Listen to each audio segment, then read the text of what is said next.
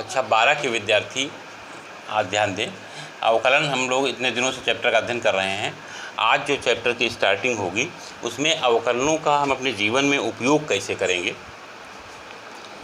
आखिर क्यों हमने फलनों का अवकलन निकालना सीखा।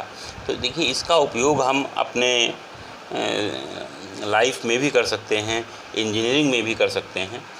सिस्टम क्या है कि चर यक्स का एक फलन है, यदि यक्स के मान में डेल्टा यक्स परिवर्तन किया जाता है तो वाई के संगत मान में डेल्टा वाई का परिवर्तन होता है। अर्थात delta y upon delta x के मान में इकाई परिवर्तन होने पर वाई में परिवर्तन को दर्शाता है।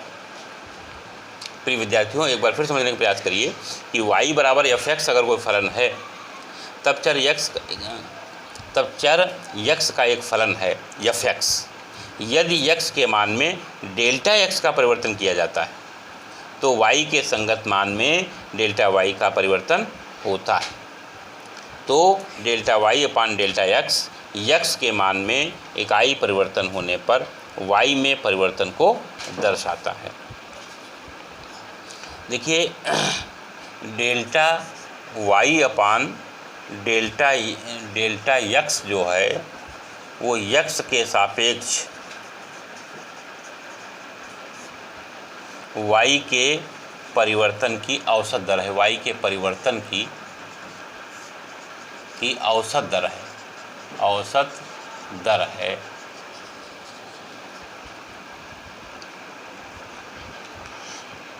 यहाँ पर ये बात ध्यान दें कि यदि डेल्टा x टेंस टू 0 तो डेल्टा y अपान डेल्टा यक्स y की तत्कालिक परिवर्तन दर कहलाती है। यदि डेल्टा x टेंस टू 0 तो डेल्टा y अपान डेल्टा यक्स y की तत्कालिक परिवर्तन की दर है। इसी प्रकार से अगर डेल्टा x टेंस टू 0 तो डेल्टा y अपान डेल्टा यक्स के सापेक्ष y की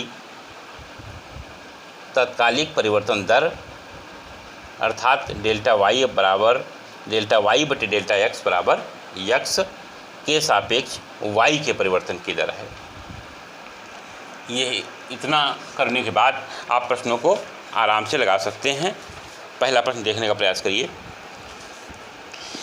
देखिए 6.1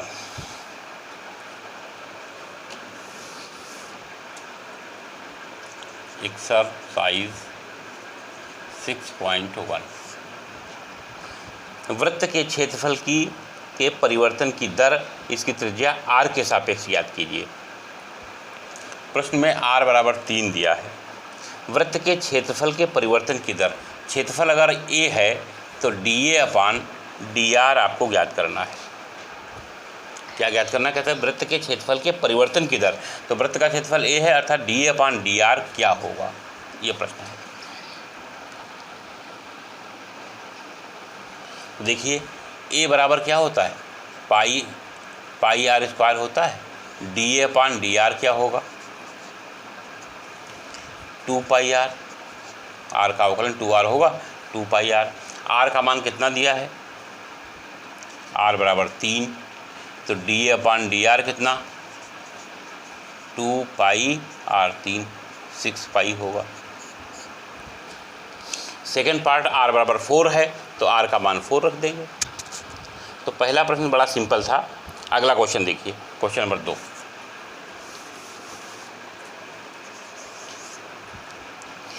एक घन का आयतन 8 सेंटीमीटर क्यूब प्रति सेकंड की दर से बढ़ रहा है। घन का आयतन माना आयतन V है। अब आयतन 8 सेंटीमीटर प्रति सेकंड की दर से बढ़ रहा है, इसका मतलब dV अपान dt, क्योंकि सेंटीमीटर क्यूब प्रति सेकंड अर्थात V बटे dV अपान dt ये कितना दिया है? 8 सेंटीमीटर क्यूब पर सेकंड दिया है। पृष्ठ क्षेत्रफल किस दर से बढ़ रहा है? पृष्ठीय क्षेत्रफल माना पृष्ठीय क्षेत्रफल S अर्थात ds/dt ये आपको निकालना है। और पृष्ठीय क्षेत्रफल किस दर से बढ़ रहा है ये प्रश्न है, जबकि इसके किनारे की लंबाई 12 सेंटीमीटर है। घन की लंबाई माना घन की लंबाई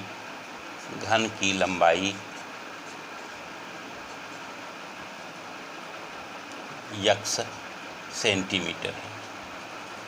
तब x बराबर दिया कितना है? 12 सेंटीमीटर। ये प्रश्न है। तो देखिए, एक तो v बराबर क्या होता है, ध्यान दीजिए, v बराबर क्या होता है? घन का x³ होगा, x तुमने भुजा मानी है। तो dv/dt क्या होगा? 3x²। x का अवकलन क्या होगा? dx/dt।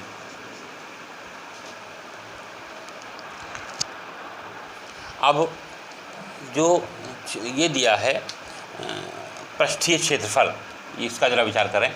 S बराबर क्या होता है? घन का पृष्ठीय क्षेत्रफल क्या होगा?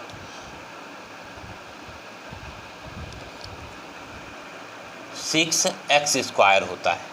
घन का पृष्ठीय क्षेत्रफल क्या होता है? 6x²। तो इसका मतलब ds/dt कितना? 6 दूनी 12x, 6 दूनी 12x और dx/dt। t के सापेक्ष अवकलन करेंगे, ds/dt 6 दूनी 12x dx/dt।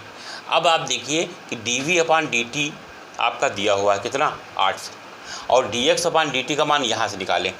dx/dt का मान आप निकालेंगे तो ds/dt और बटे 12x। dx/dt का मान ये निकाल लिया, dv/dt का मान आपका ये दिया हुआ है। ये दोनों मान इस समीकरण में रख दें। अब आप देखिए, इसको समीकरण 1 मान लें, इसको 2 मान लें। 1 में मान रखने पर यहाँ लगाते हैं तो आपका देखिए dv/dt का मान कितना है? 8 और 3x² है, और dx/dt का मान कितना है? ds/dt बटे 12x। इस x से यह x कैंसिल हुआ, 3 चक्कू 12।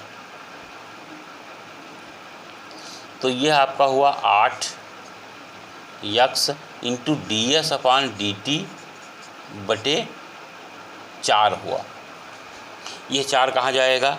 4 आएगा इधर, 8 चक्कू 32। x कहाँ आएगा? नीचे, बराबर ds/dt। x का मान कितना है? 12। x का मान रख देंगे ds/dt और x का मान 32 बटे 12। 4 8 32 और 4 3 12, अर्थात ds/dt का मान आपका 8 बटे 3। अर्थात पृष्ठीय क्षेत्रफल है वो 8 बटे 3 सेंटीमीटर स्क्वायर प्रति सेकंड के हिसाब से बढ़ रहा है। ये इसका निष्कर्ष निकला। ds/dt आपका 8/3 सेंटीमीटर स्क्वायर प्रति सेकंड के हिसाब से बढ़ रहा है। फिर एक बार इस प्रश्न को समझें ताकि आगे वाले प्रश्न स्वयं लगाने का प्रयास करें। देखिए, आयतन 8 सेंटीमीटर प्रति सेकंड की दर से बढ़ रहा है, अर्थात dv/dt का मान दिया है। पृष्ठीय क्षेत्रफल S मान लिया, ds/dt आपको निकालना है। इसमें कह रहा है पृष्ठीय क्षेत्रफल किस दर से बढ़ रहा है, तो हमने नोट कर लिया है, ये ds/dt निकालना है। घन की लंबाई x मान ली, क्योंकि इस घन की लंबाई 12 दी है तो x मान लिया, और x को बाद में मान हम रखते हैं। अब देखिए, सवाल काम शुरू करते हैं। पृष्ठीय क्षेत्रफल 8 जो है ये यहाँ से काम शुरू करते हैं। v बराबर x³ होता है। घन का आयतन भुजा क्यूब होता है, रख लिया। t के सापेक्ष अवकलन कर दिया तो dv/dt 3x²। x का अवकलन dx/dt होगा, ये मिस नहीं होना चाहिए। अब सवाल ये आ गया कि dv/dt के तो मान मालूम है, dx/dt तो निकालना नहीं है। हमको निकालना क्या है? हमको निकालना है ds/dt। माने dx/dt की वैल्यू चाहिए। ये कहाँ से मिलेगी? ये मिलेगी पृष्ठीय क्षेत्रफल s बराबर 6x² होता है, तो ds/dt निकाला 12x dx/dt, और यहाँ से हमने हल कर लिया dx/dt का मान ds/dt के रूप में निकाल लिया। dx/dt का मान ds/dt बटे 12x। यह जो है इस वाले समीकरण में देखिए dv/dt का मान 8 3x² और dx/dt का मान ds/dt बटे 12x, ds/dt बटे 12x। इसको हल करके ds/dt की जो वैल्यू निकलेगी और x का मान रखने पर 8/3 प्राप्त होगी, ये लिख दिया। और इस प्रकार से आपका समाधान हो जाता है। और इस प्रकार से 3, 4, 5 ये होमवर्क में प्रश्न जाएंगे, इनको हल करके लाएं 3, 4, 5। ओके।